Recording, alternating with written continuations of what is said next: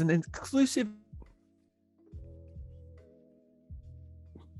Hey everyone, and welcome back to the JumpCut Play YouTube channel. Today I'm back again with Aaron and Kyle. How are you doing? All right, over. Playing any dead games lately, Aaron? I mean, I played a little bit of Fortnite yesterday, so I suppose. How dare you? The lads trying to convince me to come on that dead game. The most alive game of 2022. Hands down. You could have been in the spiciest match that's ever been, and you're just like, I've got to get my dinner, haven't I?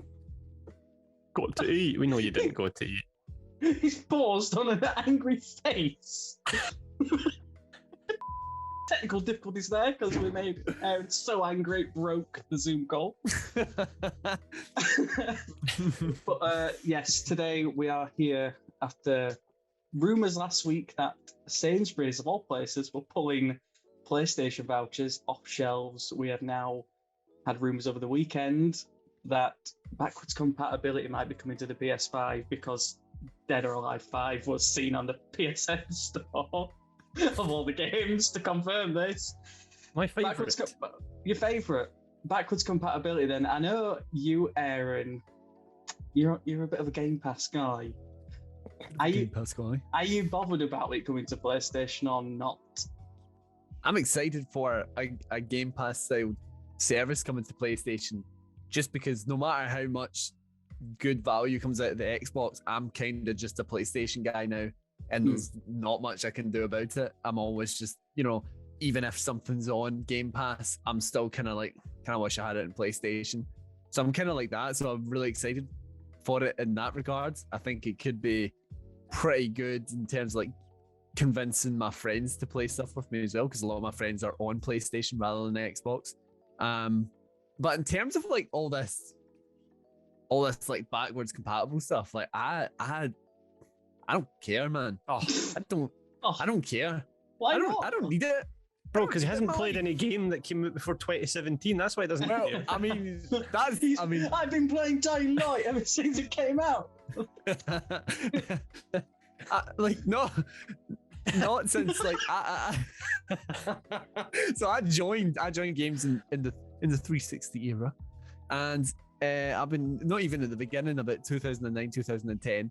And I've been playing a lot of games since then. Then, I was a PS2 guy and a PS1. So I've always been playing games. But as I've mentioned many times in different things, if you've watched our videos for a while, that I wasn't massively into mainstream games, not in the sense that I'm a little indie darling, but just because my parents were buying me kid games, I suppose, to play with me and my brother. So I was I didn't know what the fuck GTA was. I didn't know any of these things. So then, I have just completely, everyone's talking about Metal Gear Solid, and I'm I don't care. I've never played it. And now I'm also not I'm so anti retro games in the sense I don't have enough time to play the games that are coming out today and the games that I actually want to play today. I don't want to go back to some basic ass 2000s game. I don't care for it. I don't want to play it. I don't get enjoyment out of it. I don't get enjoyment. I'm all about keeping the technology going. Then why are you playing a dead game? But there's that comfort there in revisiting all the titles that you've had such a good time with. I know that every title we can think of will arrive via backwards compatibility, but there's so many PS2 games that I would love to just experience again. There's that comfort. Do you not have any games like that you want to just dive back into? I was going to say Dying Light. I was going to say Scooby-Doo. Of course. Scooby-Doo. I know for a fact you, Kyle, there's loads of games you want to jump into. Oh, I think it's the PS2 is the big one, because obviously I think there's the ways of playing PS1 games, the Vita, well, even legally on the Vita you could play PS1 games. They had Vita had a legit PS1 store that was quite well supported before people modded it and just made it an absolute monster. But PlayStation 2, while it also can be emulated with modern technology, it's just one of those systems that's been left. There's no PS2 Classic or anything like that. There's no real way other than remasters to play PS2 games. And PS2, even more than PS1, is the console I grew up with. That was my first console I bought with my own pocket money, and the one I'd always try and get new games for. and to see digital, whether it's a store or I don't know what I'd prefer. I'd prefer a store or like a Game Pass. I don't know which it'll be. Obviously, we have seen some PS2 games pop up in the PS4 store, like all the Rockstar games are there, and then some random ones appear. But to just have like a place you could have a big PS2 collection, I think like it's what you say, that it's like a comfort. Sometimes, you know, playing FIFA 22 for 4 hours straight makes you want to like kill yourself. Whereas like, you know, they boot up a bit. I'm trying to think of a game that's not been. I was going to say Jack and Daxter. Well, you know, yeah, exactly. Like I don't know, the Da Vinci Code for the PS2. You know, simpler times. Simpler times you can boot that up. You know, a bit like Tenchu, Tekken Tag, banger. Tekken Tag 1. You know, Spy versus Spy. What? What? What's Spy versus Spy? This is one of the kids' games. Call me not a gamer. Bro, Spy vs. Spy is a 1984 game. What are you talking about? Yeah. Nah. Why would you figure out the origins of Spy versus Spy? Oh wait, I see it now. 2005 PS2. It looks fake, mate. You've made that up. He's made it up. But what you're saying there, kind of does speak to something we've spoken about before, like on the site and on the podcast as well, is like game preservation. And I think PlayStation's kind of sorely lacking in that regard, like especially like you've been saying with the PlayStation Vita, they had the PSP games to an extent and the PS1 stuff. You haven't really got any of that on PS4, PS5 really, and it's a shame because there's loads of PSP games that were amazing and you just can't experience them now. So this Project Spartacus thing, as it's been called so far, the rumor is it will have tiers similar to Game Pass, and then the top tier will be, let's say, £10, and you get all inclusive. They're going to phase out PS Now, apparently, which thank God, because it's terrible, just the worst. Never used it. It's not great. I think the big thing with this is the pricing. Do you think they're going to match Game Pass, or do you think they're going to undercut them? Saying top tier will be plus £15, maybe £20. Yeah, I was going to say like how much, and then are you talking about bundling that in as well with PlayStation Plus? Yeah, the rumor is they're going to merge the two together, so you'll have your membership and this Project Spartacus thing, and then it'll be split into tiers. So like, let's say the £6 tier is your online membership, and then access to like a certain amount of games. And then there's the top tier, like you've got with Xbox, where you've got EA Play and Ubisoft Play and all that kind of stuff together. Do you think then that they're going to go for like day one exclusives launching on the service then, like God of War? No, I don't think think they so. would do that?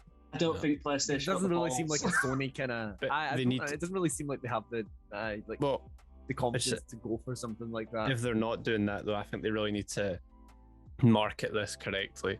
Because if they market it as a Game Pass counterpart, it's not in that regard. It's not, you know, Game Pass you get Halo, Forza day one, which is probably the main selling point of Game Pass for many. Whereas this is, I think, going to be more about a combination of retro gaming and your like monthly PS Plus games, and so like the PS Now rather than, you know, Gran Turismo 7 is going to be there day one. I just can't see. I just can't see like with how well with how well every PS exclusive does. It seems like no matter what it is, even Returnal from all accounts has done really well. I just can't see them doing that. Yeah, but that also, like you're saying, that just takes away one of the biggest selling points of Game Pass, because if you literally were like, I was going to buy Forza Horizon 5, but you know what? Instead of paying 50 quid, 50, 60 quid, I'm just going to put that into my Game Pass membership. Now I've got 6 months of Game Pass with all these other games, and I'll probably be long done with Forza Horizon by that point anyway. I would be curious to see, like, not saying that it would be such a small amount, but I would be curious to see the numbers in terms of, like, obviously there's a lot of kind of outcry for the lack of backwards compatibility on PlayStation. There's a lot of people wanting access to these games on modern consoles. But I'm curious to see what the numbers would be in terms of like what are the sales when it becomes available, if it becomes available. Like, are people actually spending money that makes it worth Sony's time to do this? I think like it will definitely be a big hit to start. It's just whether it kind of, obviously it's natural that it would taper off, but I'm just I don't know. Like for me, I think there's going to be a lot of people that are in my kind of wheelhouse when they're just like I get no interest in playing older games really. Like I've got very few games I'm like that nostalgic over, in a sense, pre 2010, because that's the thing. Like a lot of the games 2020, the games I get nostalgic over are within the last 10 years, and I can just go and play them anyway. Like I don't have really an issue. So, but I don't know if I'm in the minority or not. I think I would disagree with you on that, only because like the Nintendo Switch, when they announced it in Nintendo 64 backwards compatibility, how much of a backlash there was, not because they were doing it, but it's because they were doing it wrong. It wasn't just like, oh, why are you bringing these games? I mean, a part of it was like, we just want to buy these games and not have it on this rental service that you could cancel at any point. But then the other part was pricing, poor optimization, and like no attempts to make them any better.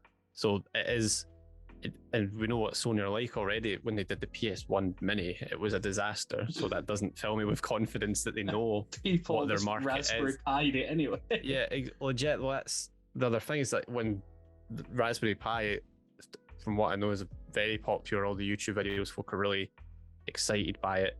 Obviously, it is illegal, and you have to know how to build it. But that's what Do you know how to build it? Can confirm the deny that purely for educational purposes. I do know how to build one purely for educational purposes.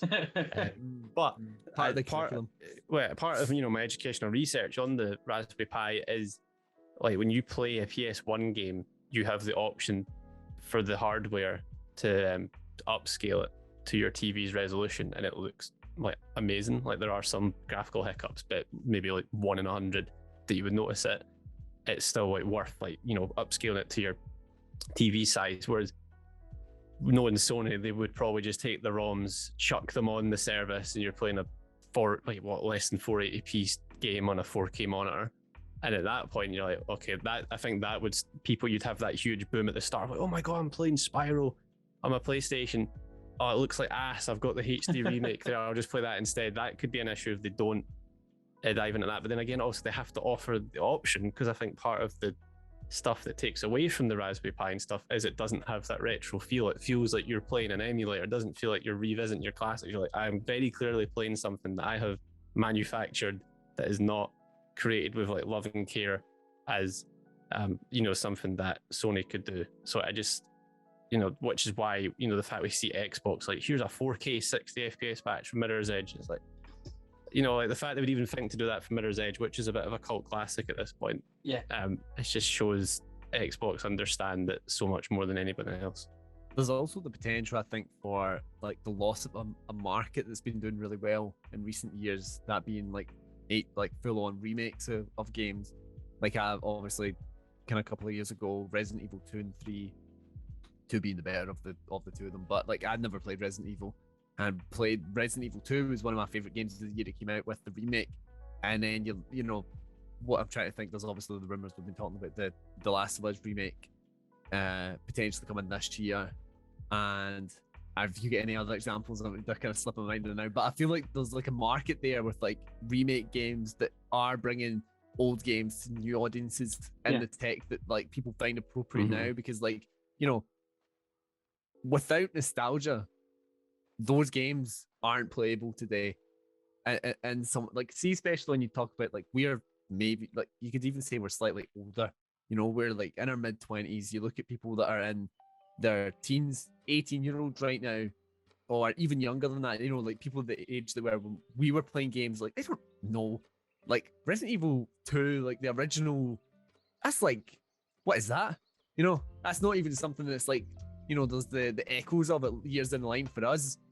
They're maybe feeling that now for games like Modern Warfare 2 or something like that, So like, just going that far back to those kind of games, to me, for me, is kind of not appealing, but to younger audiences as well, because there is a lot of people younger than us playing games. That's where they're introducing that property and making it a bigger thing again, rather than through remakes. Because just without nostalgia, why are you playing a game that's aged 20 years? It's an hard line to like draw, because there have been remasters over the past year. So like the Alan Wake one in particular, that seriously benefited from having that like treatment again. But at the same time, there's the optimization part which Kyle spoke about.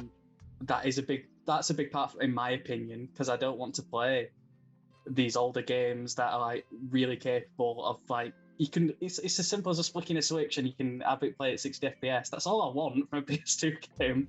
I just want to play it at 60 FPS. I don't really want any huge graphical updates and whatnot, because I was happy with it at the time, and I'll be happy with it now. If just let me play Max Payne 2 at 60 FPS on PS5 or whatever, it's an hard one to draw, because I think Sony being Sony are going to be reluctant to let so many games go onto this service, because I'll bet they'll have contracts in place on to remake them, and they'll be out, whatever it might be, it'll be out in years' time, because there's rumours of all sorts of like remakes coming the way. I mean, Demon Souls that were rumoured for months and months, and then they revealed it and it was hailed as an absolute massive success. So it's hard to draw the line. I think one thing I still stand, and it might be Sony missed the mark on this a bit, either with this model of the PlayStation or with I don't know, I remember when the Xbox had a HD DVD extension drive. I feel like, I mean, it's not like the PS5 needed this because it sold like crazy, but if the PS5 was marketed, which this might be what they're going to do after the fact, is this is the ultimate PlayStation that can play every generation of PlayStation games, plus it's got virtual, PSP and Vita games. Like, this is your go-to PlayStation machine. That, whether they did that from the start might have been more beneficial, but, it would be so much better as well, and in some ways it wouldn't benefit them because these are obviously old games, but if the disc drive was capable, whether that's the one that's in there or an external one that you could play, because I've got tons of old PS1 and PS2 games, stuff like that, and obviously a lot of collectors do, and they are just sitting there gathering dust, but I just don't want to get rid of them because it's just like a collector's thing to have, and they've not been traded into CX yet. But I think that would make it even that sense I'm talking about. Like, I feel like I'm playing a game that I own on a machine that I own, like actually putting a PS2 game into the PS5 and able to play it. I know that's basic. I think that's probably impossible. I have seen people like, oh, they've worked out how it's going to run PS2 discs. That's not happening. No. If it is happening, I'll eat my own shit. Well, what you've said there, before the PS5 came out, the big rumor was that it was going to be this all-encompassing media hub, and obviously that rumor must have came from somewhere, though. Exactly. So. I know, like, there's a lot of bullshit rumors that go around, but I feel like that one was at least founded in something, at least. There's a real pessimist in me, though, that thinks, like, why would Sony want to make something so good if like that? Then you don't have the need to buy anything else from them. Yeah, like, you just go to your one-stop. They're not a PlayStation 5, and that's because the thing is as well. Like, we are getting to the stage where like generational leaps are smaller in a sense than they were before. It's like a lot of, like, obviously this one was the big thing with this generation was loading times, but then it's like, your graphics are getting incredible, and they're kind of slowing down in a sense. So like, they need. If I saw them doing something like this, it would be when the people going, what's so good about PlayStation? Well, here's what's good about a PlayStation. Here, boom, you can play everything on this. That, to me, though, the PlayStation 5 doesn't need that, and it would feel like it's like their silver bullet they're waiting to fire. They didn't make money off their PS1 Mini because it just flopped, and they're not making money off of, even if it is a small crowd of people who do want backwards compatibility, they're still not making money off of that. And if it is a case of I don't know how much they have to pay for, I mean, that's a whole different topic. If they're like, oh, we want to put Final Fantasy 7 on their PS5, then Square Enix will be like, no, because we're making money off of, we've got a remake of that and a HD version of that also coming out. That's a whole different topic. But, that's why I think this tier system that's leaked sounds so legit to me. You've got people who aren't interested. I just want PS Plus as it is, and I get my monthly free games. People who want a better version of PS Now, and then the people who want the backwards compatibility are like, you know what, I'll pay the extra money a month. And I think that because a lot of people, that's why you get free trial. It's the hope that people will forget to cancel their free trial. I think even with PS now, a lot of people probably paid for it. Like, I literally have done that with PS now. Yeah, forgot to cancel it. So that's why the tier system makes sense. How they market that, I don't know. And part of me wonders if the PS Plus collection was a kind of test on this to see if they've got a way of how many people were using the PS Plus collection as compared to, I know that was like bundled in with PS Plus, but versus PS Now, how much were people downloading it? How long were they playing it? Because when they're like, oh, we're never going to add more to PS, and then it feels like it was just such a random thing to add in, and people don't really know about it. So I don't know, maybe that was a little test to prepare people for Dog's Life. I think if we're going to hear anything, it'll be the February State of Play. You think that soon? I think that's when we're going to hear about it, at least. But they've also got, we could go on for it, the PSVR 2 is on one corner, and they've got that. How can they show that's two huge things they've got to balance, plus their actual PS5? I know, but the last State of Play, remember how shite that was. So you've got a lot of making up to do. There you go. You could have your State of Play past, talk about backwards compatibility, present, talk about PS5 games, future, PSVR 2. Boom, there you go, 3 hours long. Before we go, we did ask people on Twitter if any games they would like to see. Ben from the Play team says he would like to see Def Jam Fight for New York brought back. Jonathan Cardwell says Portal, always Portal, and Dead Space, the first one. Yep. That's a whole topic in itself because they're remaking that. Yeah, I would rather wait for the new remake than play. Do you know what Dead Space is, mate? Yeah, I have actually. Were you born when Dead Space came out, buddy? I have actually played the Dead Space like 2 and 3. I don't think I played 1, but I'm waiting for the remake. Just skipped the best one. Just skipped it. Jeff says whoever put Dog's Life in Playzone suggestions is a scoundrel. Can't confirm or deny who that was. His and Her Let's Play says that UFC 3 would be good, as well as, I've never heard of this game, Firefighter FD18. Sounds never class. Heard of it. It's by Konami, though. So, Firefighter what? Oh, I can see it. Yeah, Firefighter FD18. I've seen that front cover in a CX before. Simon Whitlock of JumpCast, he says that all of the Ratchet and Clanks for starters, as well as the Lord of the Ring games as well. Lord of the Rings, I would play that. But again, the licensing, how does this all work? That's the thing, because I don't think EA owns the Lord of the Rings game IP anymore. I think Monolith have got that now, because then Shadow Mordor and all that kind of stuff. Whole different thing. Why would they? Why would they say no? I get Square Enix will be like, no, we don't want Final Fantasy. We're making money off of that. But like, oh, Lord of the Rings 2. Oh, and then people are like, oh, I love Lord of the Rings. I'm gonna go buy that new Gollum game. Yeah. Why is that? I would love to see a Lord of the Rings RPG come out, like a big, like not a Shadow of War or Shadow of Mordor. But like an Elder Matrix Scrolls Online type thing. Like a what? Yeah, Matrix Online, baby. I want something like that for Lord of the Rings, because I felt like the Shadow of War, Mordor kind of missed the mark a little bit. Felt a bit shallow. Controversial. We're gonna end it there on that spicy take. But before we do go, what games do you guys want to play? Let us know in the comments down below or on Twitter at @JumpCut_play. As always, don't forget to like and subscribe to the channel, and we'll see you again soon.